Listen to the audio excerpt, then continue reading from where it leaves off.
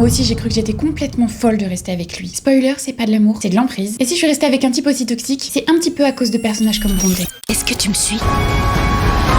Dans l'épisode 1 de cette série qui analyse donc You dans ses moindres détails, j'expliquais pourquoi cette série était aussi dangereuse pour la société que Joe l'est pour les meufs. Dans ce deuxième épisode, je zoome sur Bronte, la proie de la saison 5. Parce que non, tomber amoureuse de son bourreau, ça n'existe pas que dans les séries. C'est un mécanisme psychologique qui est assez courant chez les victimes en règle générale. Et donc ici, on retrouve la justicière Louise qui devient du coup la victime Bronte. Et cette dissociation du coup qui est racontée, je la trouve pas hyper fine en vrai. Parce que clairement, elle banalise l'emprise en fait que vit le personnage. Quand elle est Bronte, tout est normal. Ce qu'elle accepte, ce qu'elle pardonne, même ce qu'elle fait. On a l'impression que le personnage de Bronte, c'est un personnage ultra romantique, quand Louise, c'est genre la folle aigrie du village, quoi. Et ce que je trouve dommage, c'est que là, ils avaient une occasion en or de parler d'emprise, mais qu'au lieu de ça, ils l'ont complètement romantisé. Le couple Joe et Bronte, c'est genre Roméo et Juliette, des amants maudits, qui ont une vie de merde. Alors qu'en vrai, Joe, il se débrouille très bien tout seul pour la vie de merde. Et tu vois, on retrouve vraiment tous les mécanismes des violences intrafamiliales, l'isolement, le contrôle, le harcèlement.